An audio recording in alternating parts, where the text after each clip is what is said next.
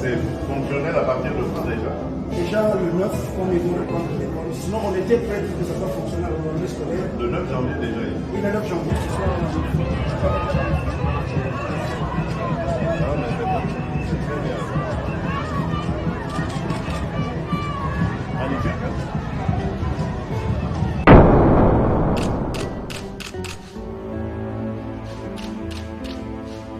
Après plusieurs années de partenariat entre la RDC et la MONUSCO, l'heure est venue pour la réévaluation de ce partenariat stratégique. Le Conseil de sécurité a récemment renouvelé pour un an le mandat de la MONUSCO et conformément aux souhaits de la République démocratique du Congo.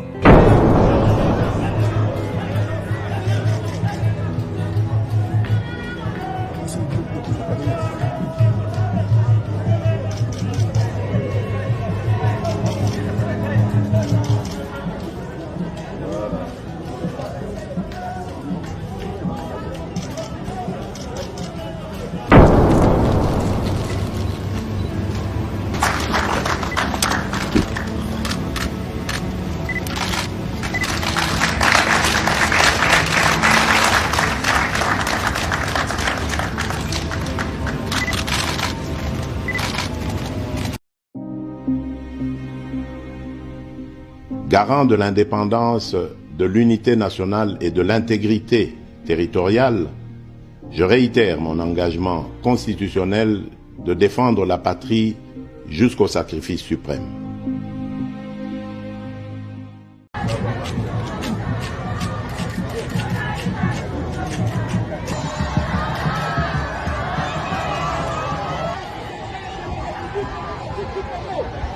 Police nationale congolaise, ainsi que service national.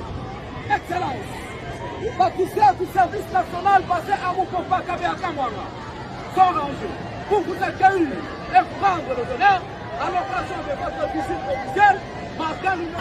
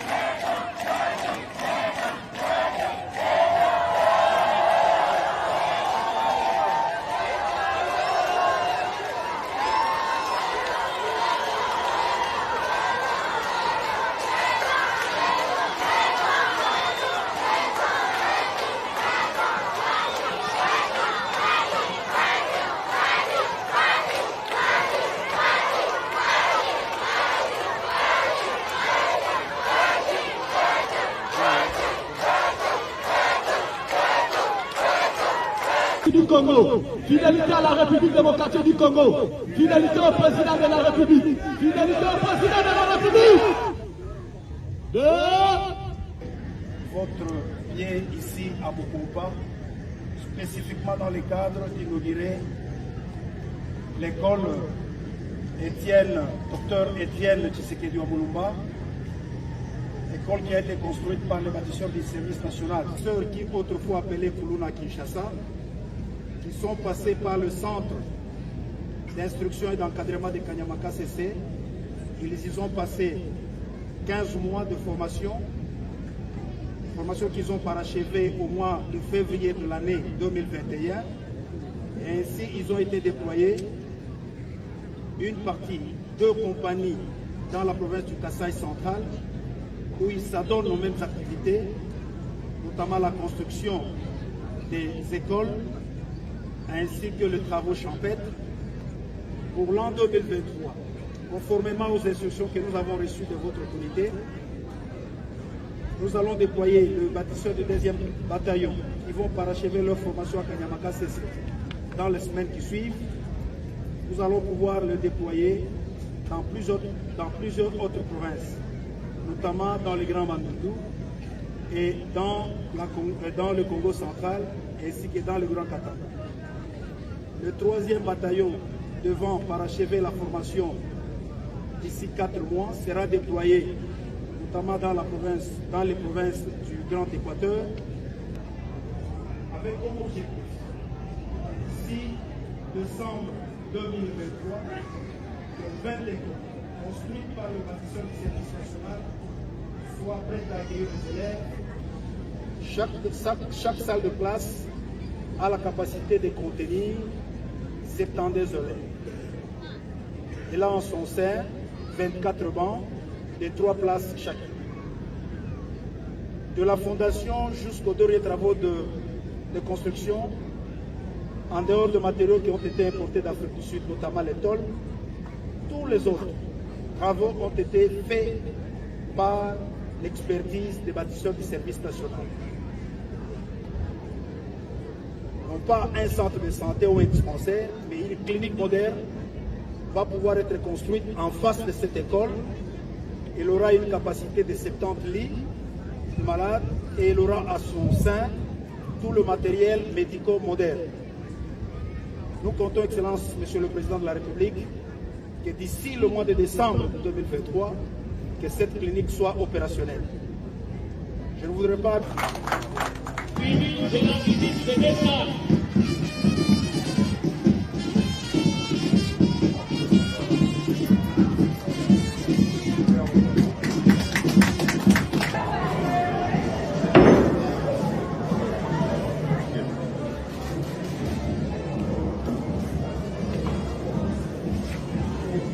Et donc c'est fonctionnel à partir de quand déjà? Déjà le 9, comme ils vont reprendre l'école. Sinon on était prêts pour que ça soit fonctionnel au moment scolaire. Le 9 janvier déjà. Oui, le 9 janvier. Ah, mais c'est bon. C'est très bien. Magnifique, hein?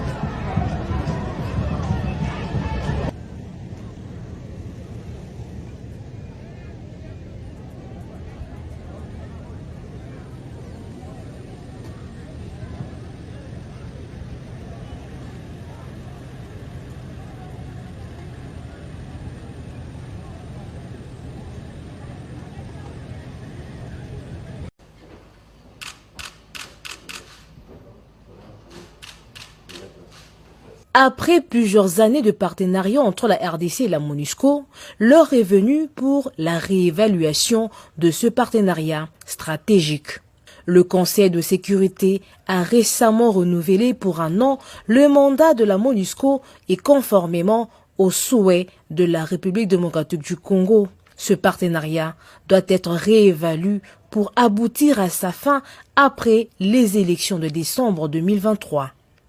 Voilà pourquoi cette réunion RDC-MONUSCO prévue depuis quelques mois s'est tenue aujourd'hui sous l'autorité du président de la République, Félix-Antoine Tshisekedi Tshilombo.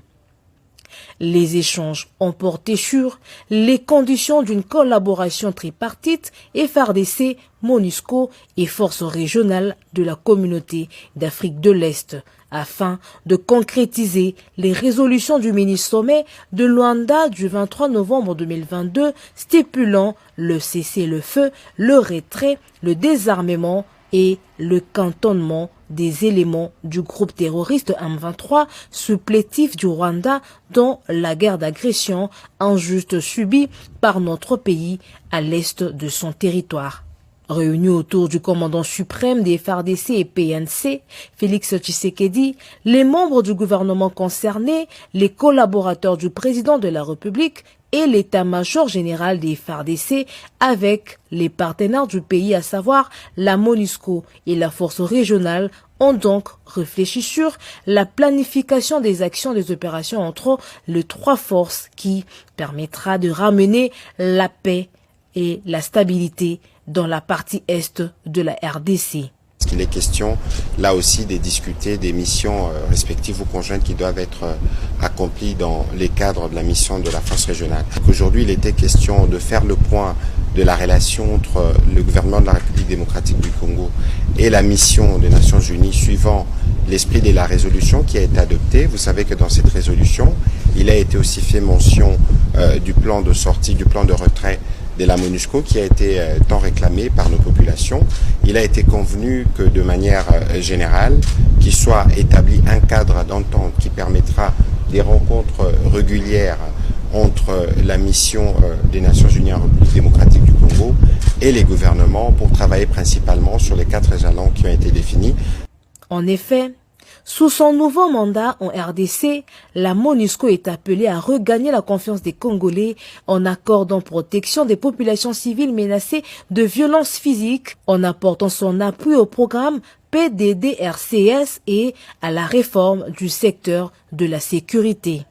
Il est clairement indiqué le cheminement qui devra être fait avec la partie gouvernementale pour que, d'une façon accélérée, en mettant en œuvre le plan de transition qui doit être réévalué, comme l'a dit aussi le porte-parole du gouvernement, les jalons 1 à 4 et 15 procédant de processus électoral puissent être discutés dans un cadre d'entente qui a été agréé avec son Excellence le chef de l'État et devant le Premier ministre et les membres du gouvernement pour que nous puissions d'une façon très claire, le plus rapidement possible, voir des résultats concrets et palpables pour tout le monde sur terrain dans les 2 Kivu et dans l'Ituri. Pour rappel, la résolution du Conseil de sécurité des Nations Unies de décembre 2022 s'était félicitée des processus régionaux, notamment le processus de Nairobi et de Luanda pour restaurer et imposer la paix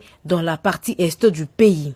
Ainsi donc, la MONUSCO devrait soutenir les FARDC et la force régionale de la communauté d'Afrique de l'Est dans leur objectif de contraindre le M23 à cesser les hostilités, à se désarmer et se cantonner dans les zones désignées à cet effet.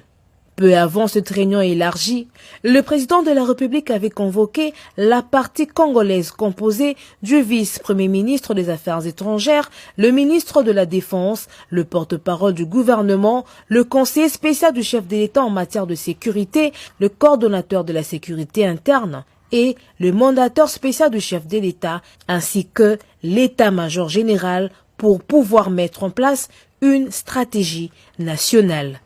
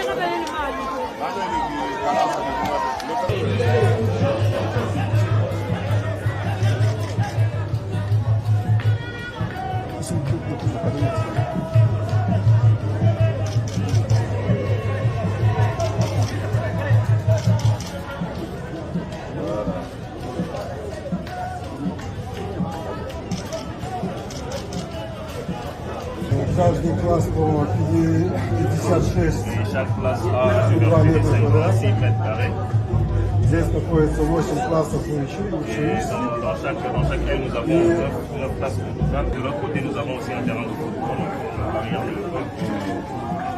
5 метров. Et quelle est la mesure de 90 sur 45? Alors, maintenant, on peut voir. Oui. Ok. Nous avons la réception de patrimoine du salon.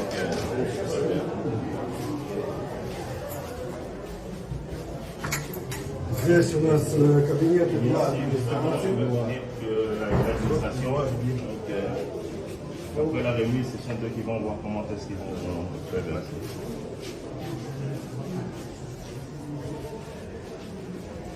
On sort par ici. Здесь у нас комната для... La salle de professeur. 1000 человек. Et dans le salon. В зале у нас до 30 человек. Actuellement, c'est pour 30 personnes, mais on peut aller un peu plus. Non, ça pour le site, non, mais au total. А total 250 человек. Oui, j'ai l'impression qu'on peut Да, класс большой. Les salles sont tellement grandes. Et le tableau, là, il est... Et là, on a prévu un tableau. Ah bon? Très bien.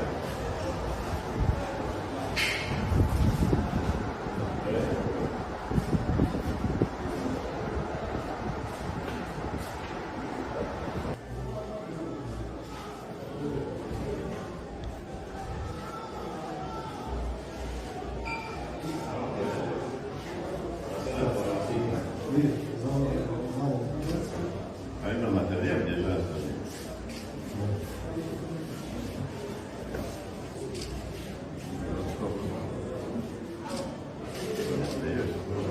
Et c'est le lien. Vous avez le wifi là-bas. Pour les patients qui viennent en urgence, nous avons des brancards aussi. C'est la salle d'observation. Ça peut ça en urgence aussi.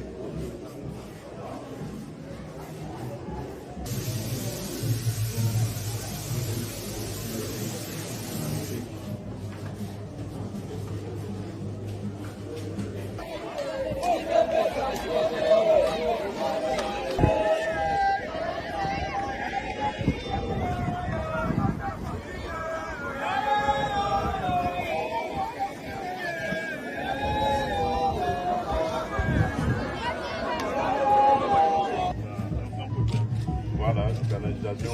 Regardez pour les eaux. Comment ça se passe? Et elles sont recueillies où? Ah oui, dans les milieux. C'est magnifique. C'est ça le développement à la base de la police. Ah ouais, vraiment. Ouais.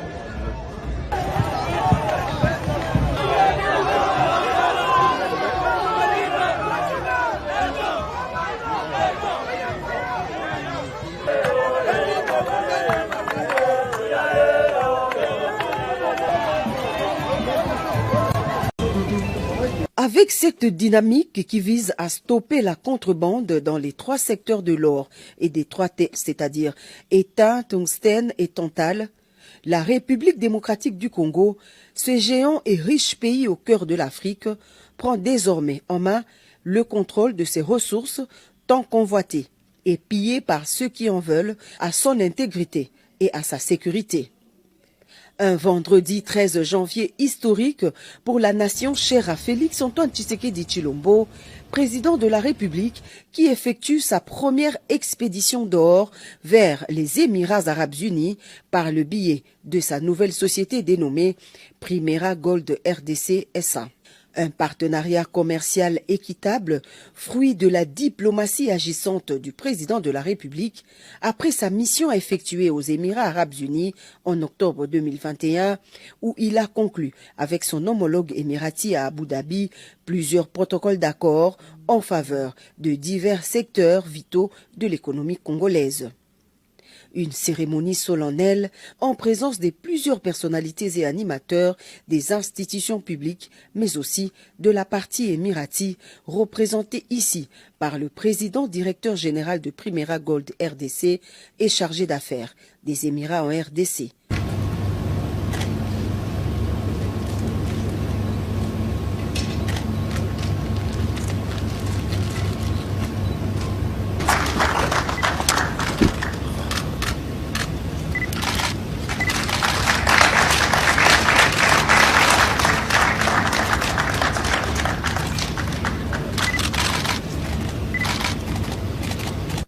engagement des deux parties, Primera Gold s'engage notamment à mettre en place une chaîne permettant la traçabilité de l'or extrait de façon artisanale en République démocratique du Congo jusqu'à son exportation et sa vente sur le marché international. Aujourd'hui, Primera est un tout, à la fois comptoir d'achat d'or et puis entité de traitement qui va commencer à raffiner l'or d'exploitation artisanale.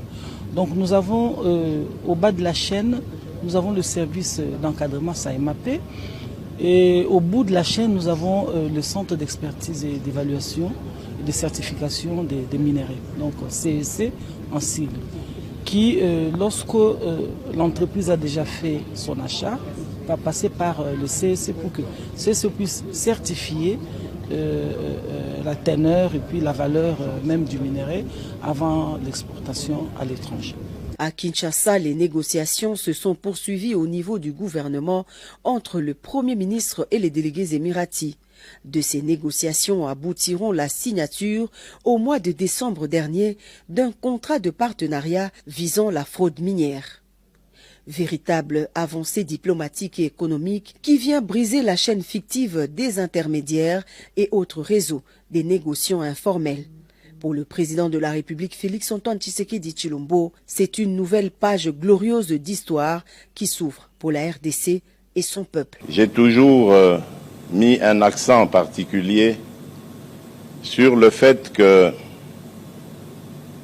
nos ressources naturelles, plutôt que de garantir notre bonheur, n'ont jusqu'ici que constitué la raison de nos malheurs.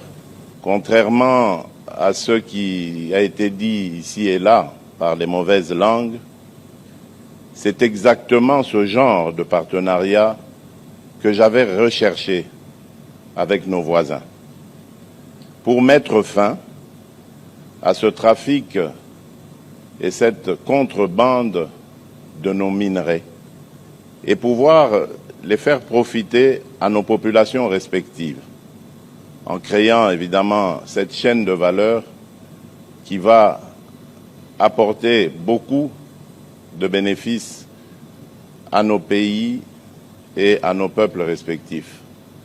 Malheureusement, je n'ai pas été entendu de cette oreille et certains de nos voisins ont préféré, eux, continuer à emprunter ce chemin parsemé d'embûches, mais surtout de sang de nos compatriotes. En seulement une semaine de collecte, 28 kilos de lingots d'or en guise d'échantillon, d'une valeur estimée à 5 millions de dollars. L'objectif pour les partenaires, c'est produire entre 15 à 25 tonnes par an. Sur le terrain, grâce à ce système de traçabilité efficace, Primera Gold RDC a tout d'abord procédé par l'identification des zones d'exploitation artisanale ainsi que des sites miniers actifs, des exploitants miniers artisanaux et des coopératives dont ils sont membres. Ce qui permettra de mettre fin à la présence des personnes non éligibles dans la chaîne d'approvisionnement. Bonjour, bonjour, bonsoir. Zanga ya bino, leki na bino, yaya na bino, mwana, mama, na kombo ya Cosette ya Kiesi. Oyo eza eloko na bino, kingakati.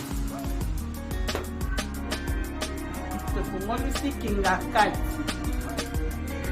Kingakati. Yango oyo, on lelo le 10 décembre 2022. Ah, fin de l'année. You enjoy it. Yango oyo. Eza esika obunga te, na wesege. Esika obunga te, la simple comme bonjour. Eza na wesege, na veni Ida, numéro 55. Aux gens besoin, il y a biloko olia, biloko olia que on a besoin. Déjà, Cosette ya Kiesi. Numéro na mes amis 074 12, 14, 10, 10.